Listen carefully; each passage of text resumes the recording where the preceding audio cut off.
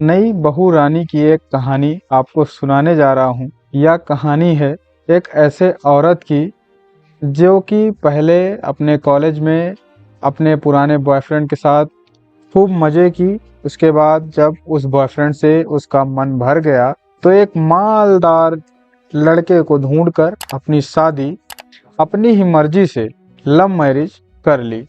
दरअसल उस मालदार लड़के का नाम था रंजन। रंजन अपने घर में दो भाई था। रंजन और उसके छोटे भाई का नाम संजय था और उसके पिताजी का करोड़ों का कारोबार था। अब जैसे ही डॉली नाम की लड़की से रंजन शादी करता है, रंजन डॉली को अपने घर लेकर आता है। डॉली हंसी खुशी उसके घर आती है और उसके माता पिता का आशीर्वाद लेती है, यूँ कहें तो अपने सास ससुर का आशीर्वाद लेती है और सबके साथ घुल मिलकर हंसी खुशी अपना जीवन व्यतीत करती है। अपना जीवन व्यतीत करने के लिए आई थी। अब बात आती है शादी के बाद वाली रात, यानी कि सुहाग रात की। तो सुहाग रात में बेड पर जाते ही रंजन बोलता है कि बेबी मैं 4 दिन से बहुत थक गया हूँ। दरअसल इतने काम के सिलसिले में और हमारी शादी भी थी तो सारा काम मुझे ही देखना पड़ रहा था, इसलिए मैं बहुत थक गया हूँ, तो आप सो जाइए, हमारे बीच आज कुछ नहीं होगा। तो दरअसल इस बात को जानकर कि मेरा पति थक गया है, डॉली सो गई। और उसे क्या पता था कि उसके अगली वाली रात भी ऐसे ही करके उसका पति रंजन फिर से बोलता है कि बेबी मैं काम से आया हूँ और मज़दूर लोग वहाँ स्ट्राइक पे थे, मैं मज़दूरों का लीडर हूँ और मज़दूरों ने मेरा पूरा माइंड डिस्टर्ब कर दिया है, तो आज कोई मूड नहीं है बेबी, आज भी सो जाओ। अब डॉली इस बात को लेकर बड़ी बेहद परेशान थी कि रंजन जी ना तो मेरे साथ रात बिता रहे हैं, ना तो मुझे कुछ वक्त दे रहे हैं, कहीं कोई प्रॉब्लम तो नहीं है। अब वह मनी मन बड़ा उदास रहती थी। घर वालों के लिए खीर बनाई और सबको खाना परोसी, अपने ससुर को भी, सास को भी और अपने छोटे देवर संजय को भी। उसके बाद संजय ने अपने भाभी को पकड़कर चेयर पर बिठाया और बोला, भाभी जी आपकी नई नई शादी हुई है, आप इतना काम कर रही हैं, प्लीज़ बैठिए। और सबसे पहले अपने हाथों से संजय ने भाभी को खाना खिलाया। दरअसल डॉली बहुत ही प्रसन्न हुई क्योंकि उसे किसी ने पहली बार खाना खिलाया था और इतनी रिस्पेक्ट कर रहा था। अब रंजन की बारी आती है तो रंजन जी खाना खाकर अपने ऑफिस की ओर निकल पड़ते हैं और संजय जब भाभी से थोड़ा मस्ती करता है और बोलता है, भाभी जी भैया जी ठीक तरह से आपका ख्याल नहीं रख पा रहे हैं क्या? तो रंजन बोलता है, संजय अब तू भी क्या यार भाभी से लगा रहेगा, चल लेट हो रहा है ऑफिस के लिए। तो संजय और रंजन दोनों ऑफिस साथ ही जाते थे और एक ही ऑफिस में काम करते थे। दोनों ऑफिस के लिए रवाना होते हैं। उसी दिन डॉली की दोस्त जिसका नाम सुमन होता है, वह डॉली के घर आती है और बोलती है, सरप्राइज बेबी तुमने शादी भी कर ली और मुझको न्योता तक नहीं दी, मुझसे बताई भी नहीं। वहाँ तुम्हारा पुराना बॉयफ्रेंड जिसका नाम नीलेश है, वो तुम्हारे प्यार में पागल हुआ रहता था और देखो वो तुमसे इतना शर्माता था कि बात भी नहीं कर पाता था।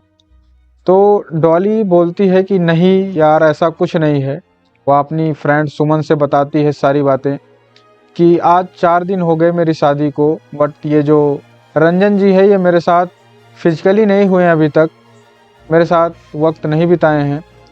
तो अब सुमन बोलती है कि डॉली तुम वहाँ भी ऐसा करती थी, कॉलेज में भी जब तुम्हारा आशिक तुम्हें प्रपोज करने की सोच रहा था तो भी वो इतना शर्माता था कि तुम उसे कुछ बोल भी नहीं पाई, और आज दिन तक तुम्हारा बॉयफ्रेंड तुम ही ने उसे प्रपोज किया था और आई लव यू बोला था, तभी से तुम दोनों का रिलेशनशिप आगे बढ़ा और तुम दोनों एक साथ में फिजिकली हुए थे। तो इसी तरह रंजन जी को भी कुछ अपने तरफ कंफर्टेबल करो और अपने हुस्न का जादू कुछ इस कदर फैलाओ कि रंजन जी तुम्हारे प्यार में पागल हो जाएं। डॉली के मन में ख्याल आता है कि रंजन जी के आते ही मैं उनको इस कदर अपने हुस्न का दीवाना बनाऊंगी और अपनी तरफ कंफर्टेबल फील करवाऊंगी। तो ठीक शाम वाले दिन जैसे ही रंजन और संजय ऑफिस से घर आते हैं, संजय बोलता है, भैया तुम जाओ भाभी के साथ खाना खाओ, भाभी गुड नाइट, मैं चलता हूँ सोने के लिए। जैसे ही रंजन रूम में जाते हैं, डॉली कुछ नाइटी पहनकर उनके सामने जाती है और उनका मूड बनाने की पूरी कोशिश करती है। उनके बदन को यूं ही चूमने लगती है और सारे कपड़े खुद उतारने लगती है। जैसे ही ऊपर का शर्ट का बटन खोलती है वैसे ही कुछ किस करने का मन होता है तो दोनों लोग किस करते हैं। बट कुछ और आगे प्रोसेस बढ़ता है। इससे पहले रंजन ने मना कर दिया और उसे बताया कि डॉली, तुम जैसा सोच रही हो ऐसा कुछ भी नहीं है, हम दोनों के बीच कुछ नहीं हो सकता। तो अब बोलती है क्यों नहीं हो सकता। रंजन बोलता है समझने की कोशिश करो बेबी, हम दोनों के बीच कुछ नहीं हो सकता।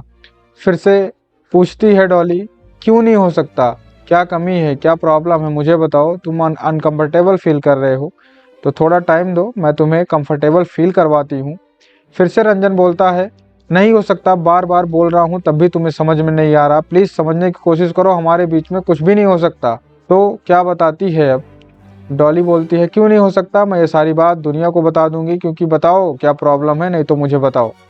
तो रंजन बोलता है क्योंकि मैं नपुंसक हूँ। अब यह आवाज सुनकर डॉली जोर जोर से चिल्लाने चीखने लगती है कि हाय मेरे साथ क्या हुआ, मेरे साथ धोखा हुआ है।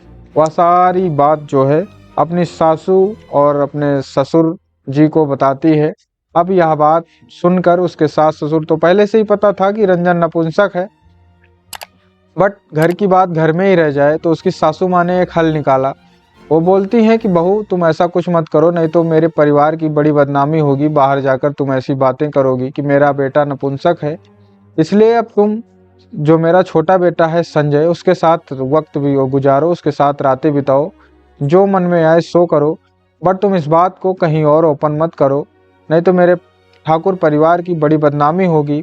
अब डॉली यह बात सुनकर बड़ी प्रसन्न होती है। वह सोचती है चलो इस मनहूस पति से तो मेरा पीछा छूटा, कम से कम देवर जी के साथ अब रात बिताने का मौका मिला।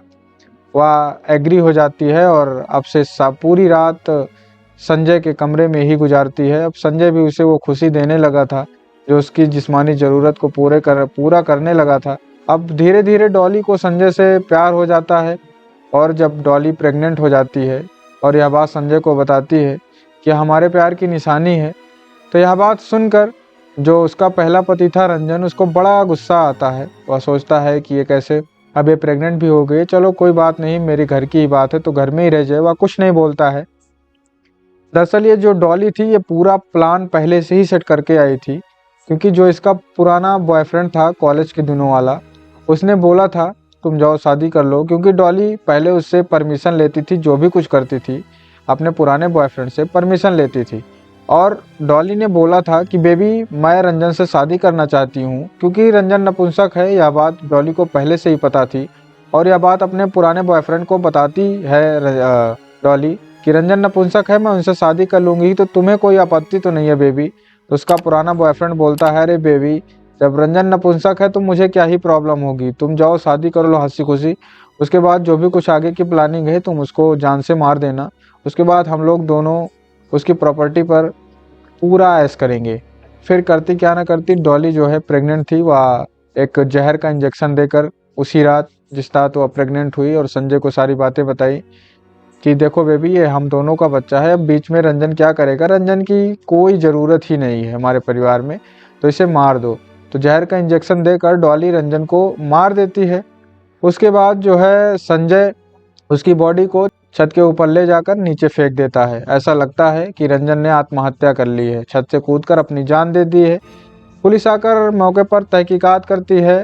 तहकीकात में यह बात का खुलासा होता है कि डॉली ने अपने पुराने बॉयफ्रेंड के साथ मिलकर प्रॉपर्टी के चक्कर में पहले तो रंजन की जान ले ली, उसके बाद संजय के साथ मिलकर अपनी जिस्मानी ज़रूरतों को पूरा किया और प्रेग्नेंट हुई। दरअसल वो बच्चा संजय का ना होकर उसके पुराने बॉयफ्रेंड का था, डॉली के पुराने बॉयफ्रेंड का ही बच्चा था जिससे वो प्रेग्नेंट हुई थी। अब संजय भी बड़े सोच में रहा कि भाभी ने मेरा यूज़ कर लिया और ऐसे ही बिना वजह मैं इस चक्कर में फंसा और अपने बड़े भाई की जान ले ली। वह भी अपने किए पर बड़ा पछतावा करता था। अब पुलिस ने सब बात का खुलासा उसके सास ससुर के सामने किया तो सास ससुर भी यह बात जानकर बड़े हैरत में पड़ गए कि मैं तो बहू लाया था, बड़ी संस्कारी थी, अब यह कैसी निकली और मेरे बड़े बेटे की जान मेरी बहू ने ले ली। फिर पुलिस वाले से रिक्वेस्ट करते हुए उसके सास ससुर वहाँ से चले गए कि इसको कानून के अकॉर्डिंग कड़ी से कड़ी सज़ा दिलाओ, अब तो जो होना था हो ही गया, मेरा बेटा मुझसे छिन गया। दोनों लोग सास ससुर वहाँ से रोते हुए उसके चले आते हैं और संजय को और डॉली को और उसके पुराने बॉयफ्रेंड को कानून ने गिरफ्तार किया और कानून के अकॉर्डिंग सज़ा दिलाई। सारा प्रोसेस यहीं पे समाप्त होता है, कहानी यहीं पे समाप्त होती है। धन्यवाद दोस्तों।